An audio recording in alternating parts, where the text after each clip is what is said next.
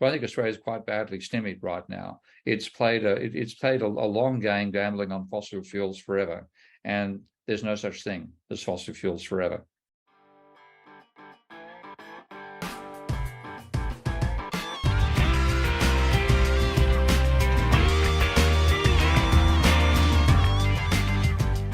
Hello and welcome to the second episode of the Drayton Discourse podcast this summer, brought to you by the Economist Society at the University College London.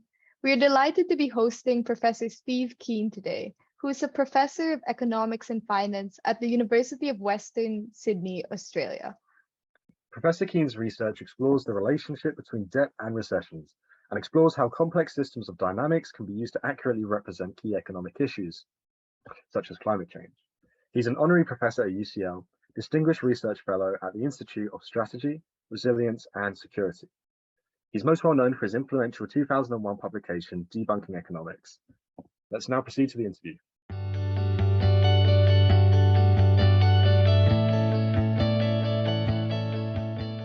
Welcome, Professor Keen. Thank you so much for joining us today. We'd like to start off by asking a couple of questions, firstly about your most well-renowned publication, Debunking Economics. Debunking Economics focuses on the shortcomings of neoclassical economics, and specifically, it reveals that the assumptions of neoclassical economics produce incorrect policy outcomes. Could you tell our listeners more about this idea and the process by which this happens, taking into account historical examples and some evidence? Well, I think probably the best example is the global financial crisis, because I was one of a handful of non-orthodox economists warning that this crisis was approaching. And at the same time, the mainstream is saying 2008 is going to be a fantastic year.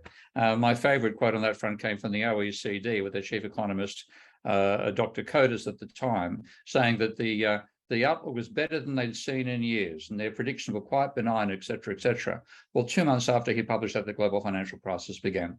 And governments were then in panic mode, trying to make up for it. But of course, in that panic mode, we then have got a change of government in America with Obama taking over in February of 2009 from Bush, under whose watch the crisis actually occurred. And Obama, being a lawyer, turned to his economists for advice as what to do.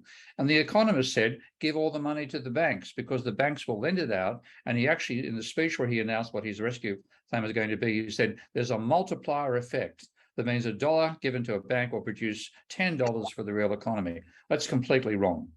First of all, they didn't see the financial crisis coming because they don't even have banks or money or debt in their macroeconomic models. They leave them all out. They assume that it has no impact. They treat debt as something which transfers spending power from one person to another, whichever way it goes. If it's rising, the borrower has more spending power. If it's falling, the lender gets more spending power, and overall they cancel out. That's literally, you can find quotes to that effect from Ben Bernanke. So they leave credit out of their model when credit is what's caused the financial crisis. And then their models of banking says banks have a money multiplier where reserves get multiplied. That's also wrong. So we, first of all, ran into a crisis they didn't see coming. And secondly, the remedies were far weaker than they could have been if they'd given money directly to people rather than giving it to banks. Great, thank you very much. And in your view, to what extent do current policymakers still rely on neoclassical economics and the same models that they were using before the financial crisis? And how can governments Sorry. And how can governments adapt their policies to suit? Well, the trouble is they don't even know it's neoclassical economics. I mean, if you have to become a critic of it to realize there's actually alternative approaches to economics. They think it's just economics. They go and learn. They'll do, like in the UK, they'll do what is called philosophy, politics, and economics. In America, they'll do Econ 101, and they get this. Even the first level stuff is probably the worst of the lot. It doesn't get any better, but it certainly starts off badly in first year, and that gives them a unjustified confidence in the advice of economists. And when it comes down to making policy, and I'm talking now from experience of some of my friends who worked in Treasury in Australia back in the 2000s, they said that whenever a crisis comes in, they'll be running around in a panic. What the hell do we do? Blah, blah, blah. And somebody suddenly says something that comes out of a first year economics textbook. They all understand it, and that's what they do. So I don't think there's any chance of them not falling for that, because the global financial crisis, I thought after that they'd wake up, but they haven't done it. They don't question the advice of economists. So I think it won't be until capitalism starts falling apart courtesy of their advice on climate change that will finally start any attempt of undermining them. And the main thing I'd like to see is have politicians learn physics to some extent, learn thermodynamics, and at least make them skeptical about models of production that don't include energy. Could you expand on that a bit? So how does physics come into play with modeling economics? Well, physically, you're grounding in the real world. I mean, economic models have production involving technology, which is this letter A, which I basically say that's basically fairies. Fairies increase over time. That's how they model technology. And then labor and capital is the inputs. No raw materials, no energy. And those are the models that they then use. For example, there's a German economist called Rudi Bachmann, I think based at the University of Washington, who with a number of other economists wrote a paper saying if there's a 10% fall in energy into Germany, courtesy of the Russian embargo, that will cause GDP to fall by at most 1.5%. But if they use the strict Cobb-Douglas production function, which is the standard function they use, then the fall will be 0.4%. So 10% fall in energy, 0.4% fall in GDP. I don't need to tell you that Germany is not experiencing something like that right now. It's far more severe. And of course, Germany has been buying energy from elsewhere, which means poorer countries are going to cop that impact as well. So leaving energy out of production means you have no idea of how production occurs. And to modify the neoclassical model to take into account the role of energy in production completely destroys their theory of income distribution. And that's absolutely essential to how they think. They think it's a meritocracy, so they're not about to do it. So leaving energy out gives us the theory which is completely false, but persuasive enough for those who get sit through a university degree in economics. So it's one of the, if we had energy in it properly included in the production theory, neoclassical economics would not exist. Great, thanks. And relating to that discussion on energy, in a recent paper you authored titled Past Production Constraints Current Energy Demands, Persistent Scaling in Global Energy Consumption and Implications for Climate Change Mitigation. That article models civilization as a thermodynamic system, contending that inertia in population and production growth are the biggest barriers to being able to properly address the issue of climate change. So what do you suggest are the best ways to adapt economic thinking in overcoming this inertia and to tackle climate change? Well, you have to, as I said, acknowledge that there is a role for energy and matter in production, which of course they said is left out of conventional economic theory. If you go back 50 years, they used to use what they called computable general equilibrium models. They were input-output models. Their equilibrium was at a point in time rather than through time. And in those models, you had inputs being needed, some sectors producing inputs which are necessary for other sectors, including, of course, mining and energy. So there was more realism in economics, mainstream economics 50 years ago than there is today.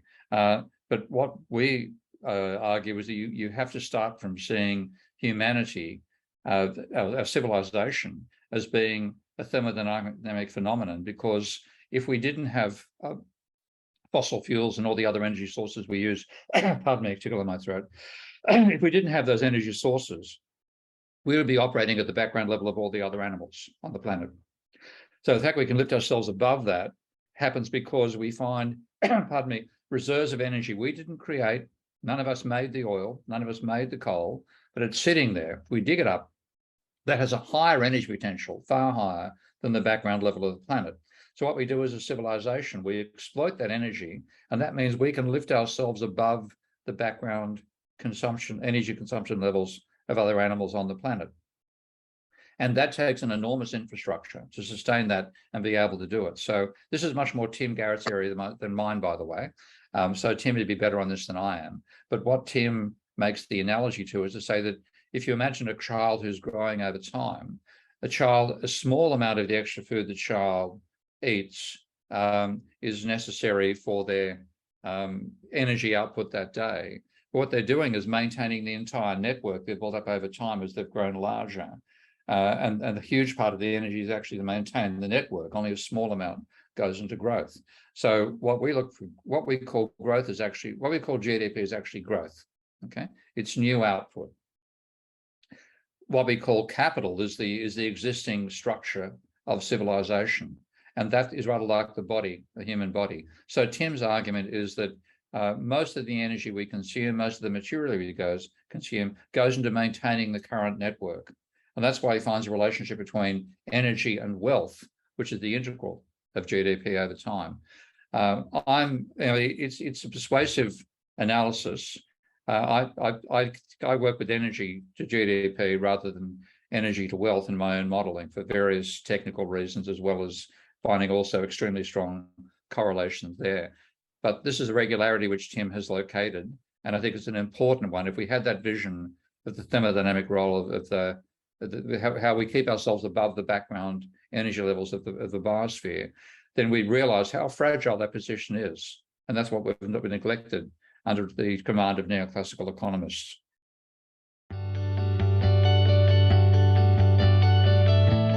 Thank you, Professor, for your insightful answers on energy, the financial crisis, which are extremely timely in today's world. Moving on to some of your publications and research on financial instability, debt, and deregulation. Our first question is, a large part of your work focuses on modeling Hyman Minsky's financial instability hypothesis and Irving Fisher's debt deflation, both of which look at the relationship between private debt and the business cycle. As a result of COVID-19, IMF found that global private debt surged by 13% of the world's gross domestic product in 2020, faster than the rise seen during the global financial crisis.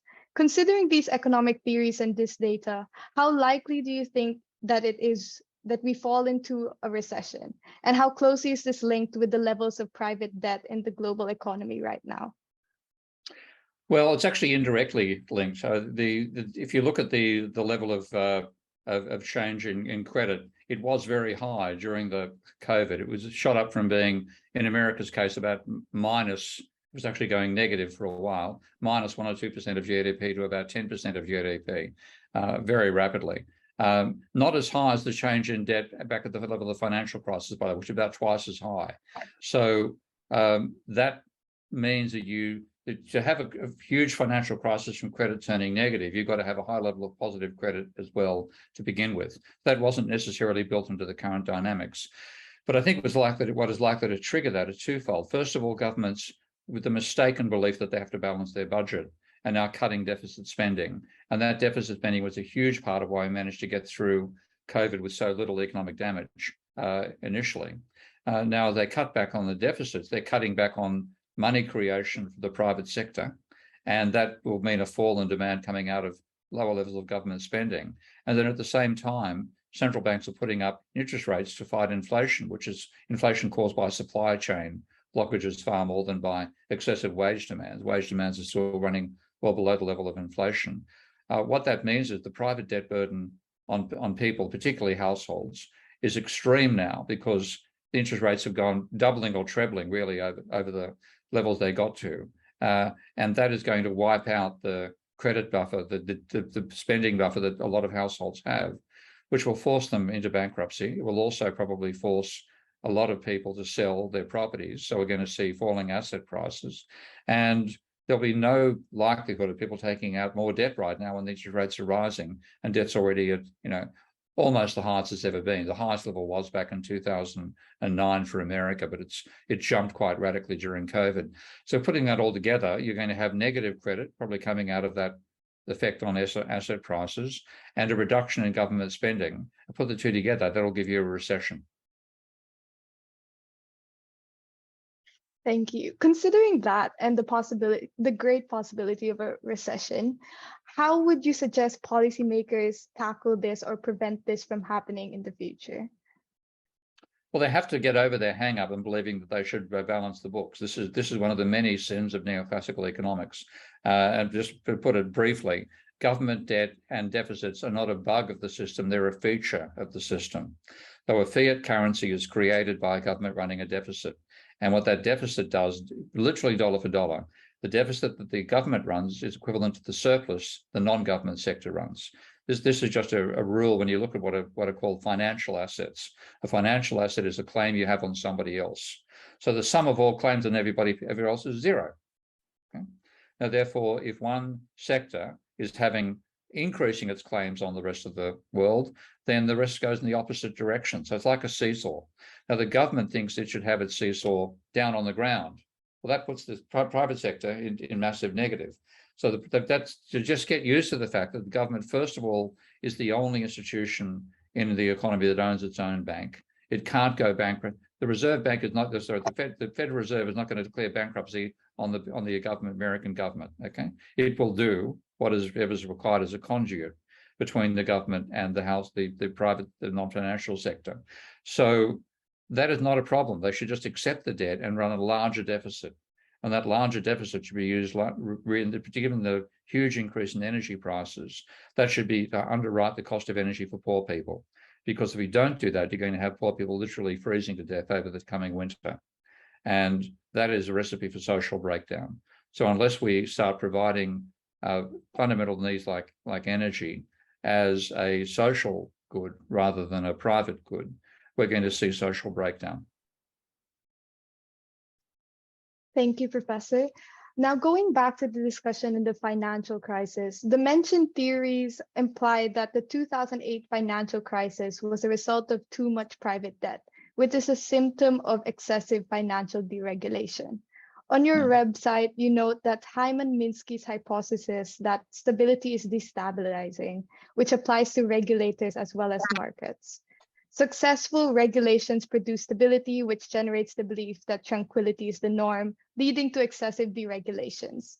Considering this vicious cycle, how can policymakers break it and move towards a better system? Well, the first thing is they have to realize that private debt is an important element of the economy. So if you look at the indicators that economists and politicians take seriously now, it's the rate of economic growth, and they're always obsessed about that being positive, the rate of inflation, and they want that low, and the rate of unemployment, they want that low, but not too low. Okay, those are the three factors they think about. I would add in private debt and say private debt can't be too high, and credit, which is the annual change in private debt, can't be too high. So add those two additional indicators to how they think about the economy and throw their neoclassical models in the garbage bin where they belong. We've got to rebuild with realistic foundations for economic theory. But given the fact we've allowed, because we've ignored the importance of private debt, regulators have now allowed private debt, like Namira's case, to grow from 50% of GDP back in the 1950s to 170% at the peak of the financial crisis, and much the same level now. So we have to abolish that debt. We're allowed too much of our money to be created by credit and too little to be created by fiat. So I propose what I call a modern debt jubilee, where the government would use its capacity to create money to give everybody an equal amount of money, where that money would mean that if they had debt, they'd be required to pay their debt down. If they didn't have debt, you could either make it a cash bonus, or you could make it a government bonds, which would be sold as part of the financing of running the deficit that modern debt jubilee would cause. And that would radically reduce the amount of, it wouldn't change the amount of money in the economy, but it would radically reduce the amount which is backed by private debt and increase the amount that is backed by fiat, which is what it should have been in the first place. So those policies together. But the main thing I'm focusing now on is how do we avoid the ecological crisis we're walking into blindfolded again, courtesy of neoclassical economists.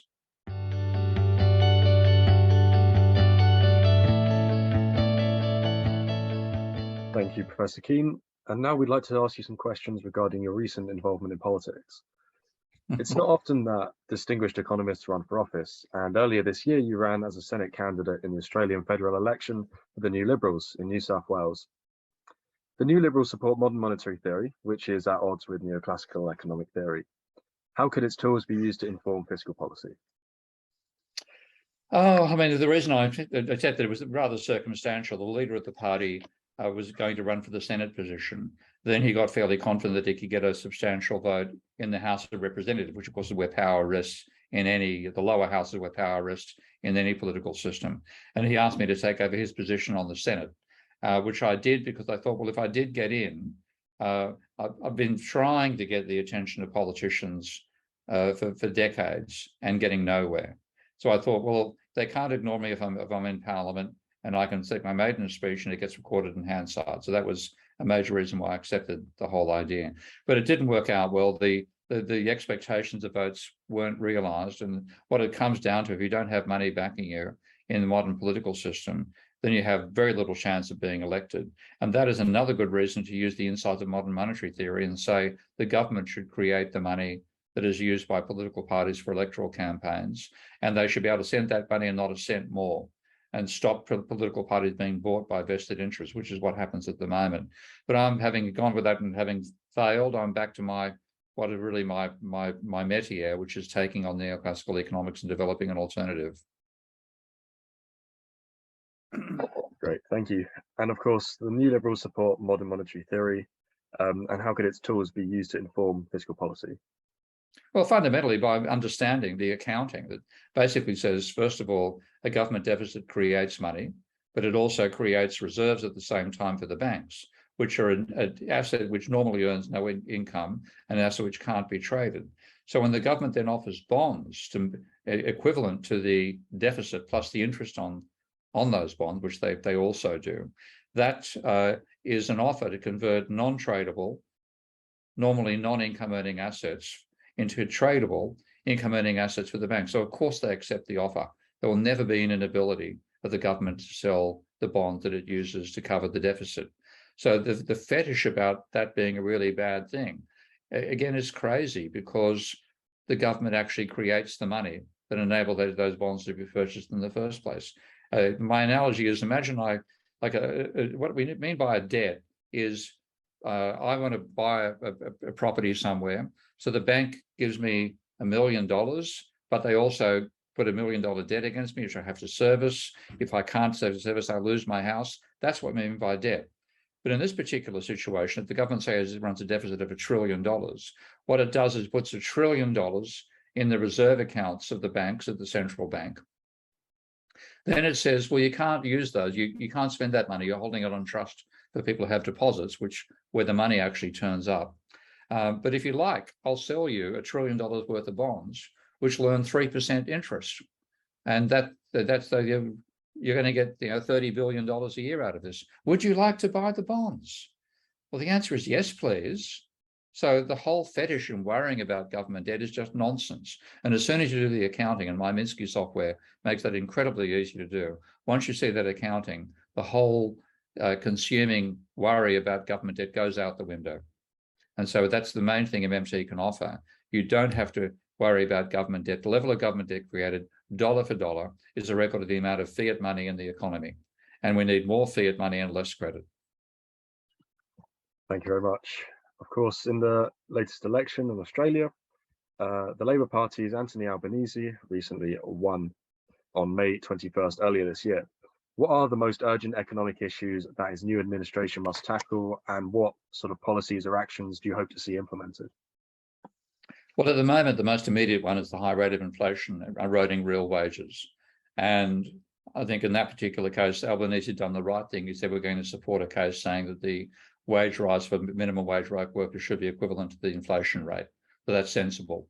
I think they also have to run a larger government deficit to cover the energy costs for low-income earners. They're not as bad as they are in Europe or America, fortunately, but they're still quite substantial.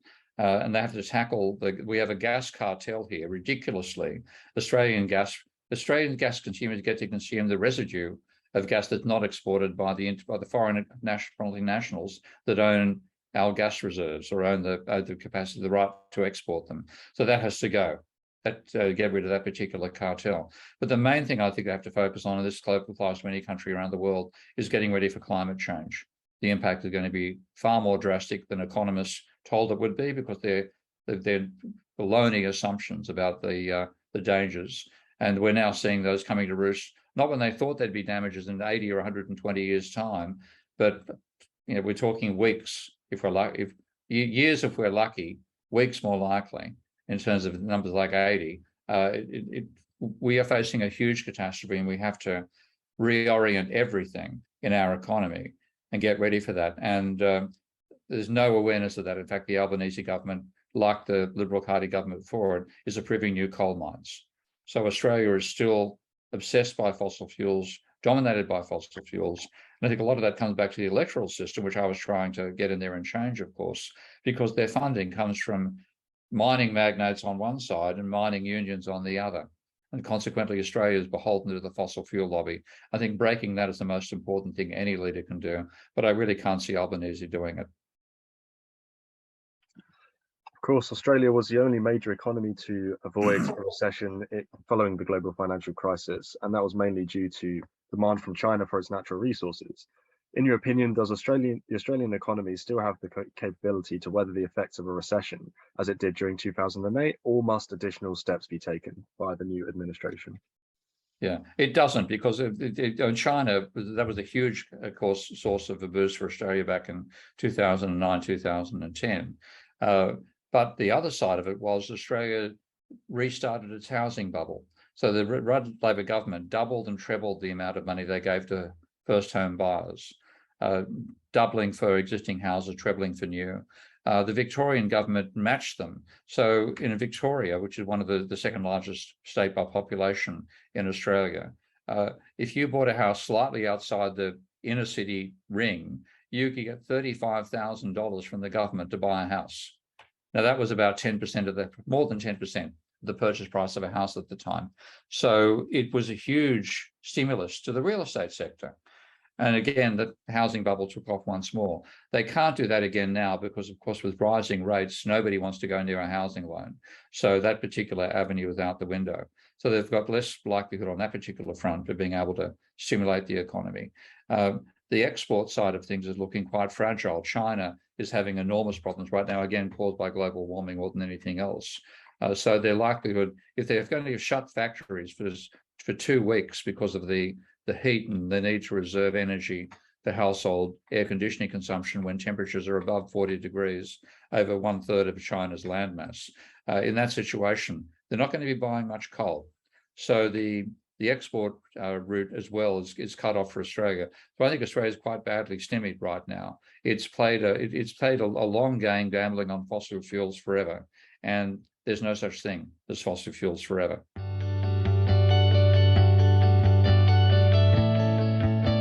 Thank you very much, Professor. We'd like to finish up now with a few less academic questions. First, we have prepared a thought experiment for you. So if you could have the power to pass one law in Australia and have it passed and implemented without any issues, what would it be and why? That's a nice little surprise question. I'd probably enjoy my modern debt jubilee. I want to reduce the power of the financial sector and end the housing bubble. That would be a major policy that I'd go for. And I've got most of that drafted, so I could do it straight away. But what also catches me is the dangers of climate change and the need to be radically prepared for that. And Australia is completely unprepared. So, for example, our energy reserves, our oil reserves are stored in America. I think we're at less than 1 month's supply of petrol here.